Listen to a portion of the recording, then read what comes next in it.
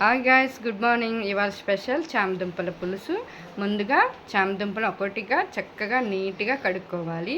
అవి మొత్తం అయిన తర్వాత ఒక గిన్నెలో వేసుకొని మళ్ళీ రుద్ది కడుక్కోవాలి, ఎందుకంటే ఇసుక ఉంటుంది.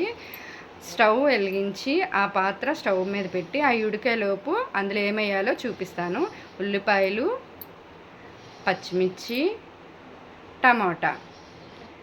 ఉల్లిపాయలు తొక్క తీసి పెట్టుకొని ఉల్లిపాయలు టమాటాలు అన్నీ నీట్గా కడుక్కొని పెట్టుకోవాలి. అవి టమాటాలు, ఉల్లిపాయలు, పచ్చిమిర్చి తరిగి ఓ ప్లేట్లో నీట్గా చక్కగా పెట్టుకోవాలన్నమాట.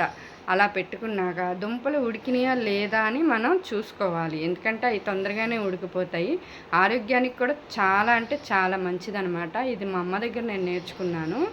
చూడండి, టమాటాలు కూడా సన్నగా చక్కగా కోసుకుంటే అందంగా కూడా ఉంటాయి, తొందరగా మగ్గిపోతాయి. అట్లా ప్లేట్లో పెట్టి నీట్గా పెట్టుకోండి. ఇప్పుడు ఉడికినాయా లేదా అని దుంపలు చూద్దాము.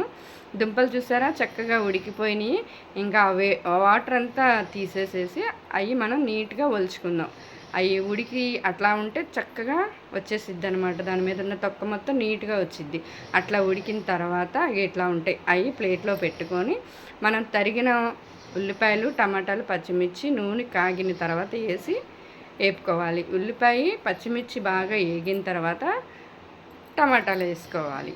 ఆ టమాటాలు కూడా చక్కగా దగ్గరగా మగ్గిపోయిన తర్వాత, చూసారా టమాటాలు వేస్తున్నాను, అట్లా వేసుకొని అది మగ్గిపోయిన తర్వాత దాంట్లో చక్కగా మనకి తగినంత, మనం ఎంత తినగలుగుతామో అంత ఉప్పు, కారం, పసుపు వేసుకోవాలన్నమాట. 2 స్పూన్లు కారం, 2 స్పూన్లు ఉప్పు, ఎందుకంటే మేము ఎక్కువ తింటాం కాబట్టి వేసుకున్నాం. మీరు ఎంత తినాలనుకుంటే అంత వేసుకోండి. చిటికెడు పసుపు వేసి బాగా దాన్ని తిప్పుకోవాలి.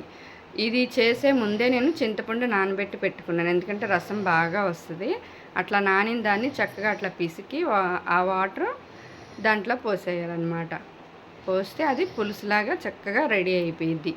తర్వాత మనం తొక్క తీసి పెట్టుకున్న చామదుంపలు దాంట్లో వేసి ఒక అరగంట లేదంటే ఒక పావు గంట సేపు, ఎందుకంటే దుంపలు ఉడుకుతాయి కాబట్టి ఒక పావు గంట సేపు ఉడికేలాగా మూత పెట్టుకుంటే అవి ఉడికి చక్కగా దగ్గరగా అయ్యి చాలా అంటే చాలా టేస్టీగా వస్తాయండి. ఆరోగ్యానికి చాలా మంచిది. ఎక్కువ శాతం ఎవరైనా తినచ్చు, ఎందుకంటే జిగురుగా బాగుంటుంది కాబట్టి కూర చాలా స్పెషల్గా బాగుంటుంది. మోకాలు నొప్పులు కూడా చక్కగా తగ్గుతాయి.